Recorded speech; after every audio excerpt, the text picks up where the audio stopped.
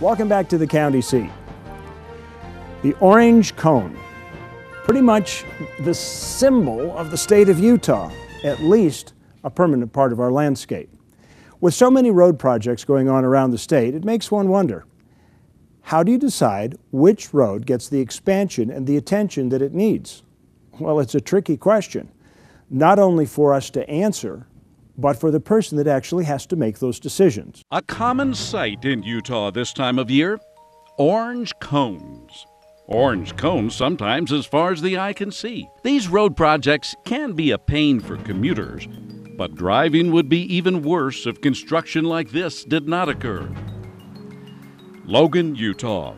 Not exactly a metropolis, but on its way to becoming one. With growth rates double the national average, Logan looks toward the future with an eye toward progress. But with growth comes the need for improved infrastructure. We incorporate that into our long-range planning and our modeling to make sure that we can look over that horizon of 20 plus years and be prepared for infrastructure improvements such as freeways. Sometimes it's just improvements to existing infrastructure as well that can buy us a lot more time. If you have a community that is growing and it grows faster than the road network improves, then you're going to have some congestion, you're going to have some slowdown, but we want to do everything we can to try to avoid that. The need to improve the roads in Logan is not disputed. What used to be a quiet main street now is not so quiet anymore. The need is there, but the money is not.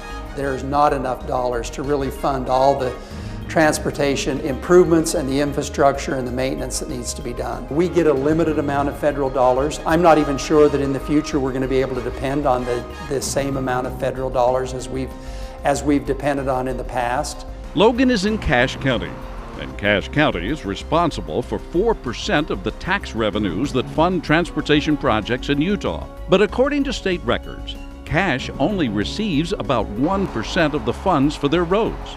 In contrast, areas along the Wasatch Front receive 88% of road construction endowments. While the county doesn't want to cause problems for other areas, they do want their fair share of what they're putting into the transportation pot. We've got to really look at where all of that revenue is coming from and then make sure that we're using it for the best purpose.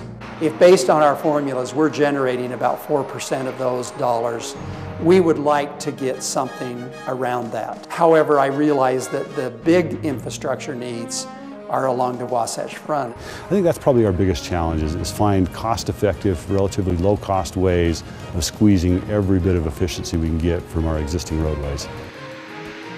Work is currently being done on the 10th West Corridor.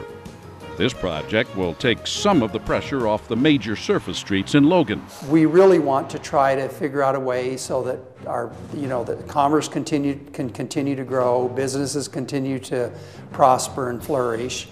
And the way that one of the major ways to do that is to make sure that we can not only get people to and from places, but that we can get goods and services to and from. If we can pull traffic off of that corridor, off of Main Street, as well as do some work on maybe some of the signal timing, some of the intersection work, things like that to make it more efficient, that's really where the solution comes from. We certainly recognize that there are a lot of future needs 20, 30 years down the road that we're going to have to address in Cache Valley. That's a location that continues to grow at a very steady pace, and we need to keep those on the radar and make sure that those needs don't get lost. We've really got to look at making the transportation improvements that are needed, or we're going to end up in a lot worse situation as far as congestion is concerned. So that's why we're asking the question.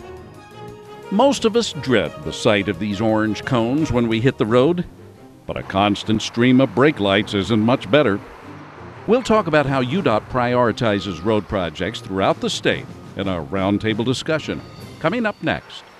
For the County Seat, I'm Terry Wood.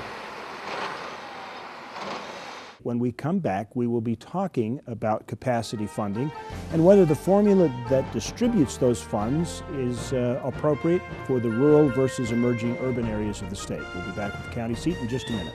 In order for there to be adventure, there must first be a land that offers it.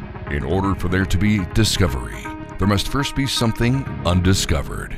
It's time you discovered northeastern Utah's dinosaur lands. the trails, water, beauty, and history that have been 65 million years in the making.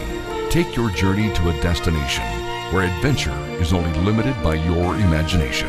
Join us in Uinta County, Undiscovered Utah. What are the words that describe the perfect destination?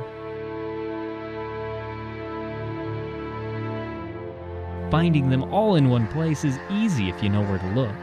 Join us for the 15th Annual Old Capitol Arts and Living History Festival, September 9th and 10th in Fillmore, Utah. Fine art, mountain men demonstrations, and live entertainment are just a few of the attractions. Pick your adventure in Millard County, Utah. What is play? Is it culture? Is it adventure? Is it... Ooh, it's a destination. Oh, yeah, that's right. That's correct. Cedar City and BrianHead Resort in the heart of Iron County, where outdoor excitement, culture, and the iron industry melts together. Come and forge a new adventure where play is the thing. You haven't forgotten how to play. It's just that you haven't been to the right place yet.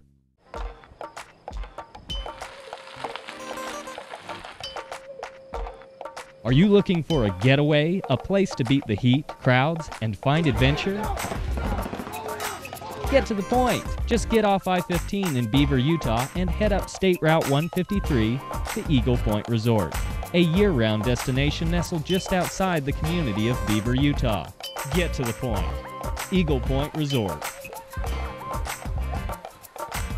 So, what brings you to town?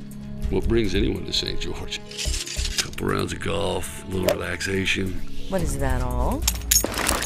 Is there more? In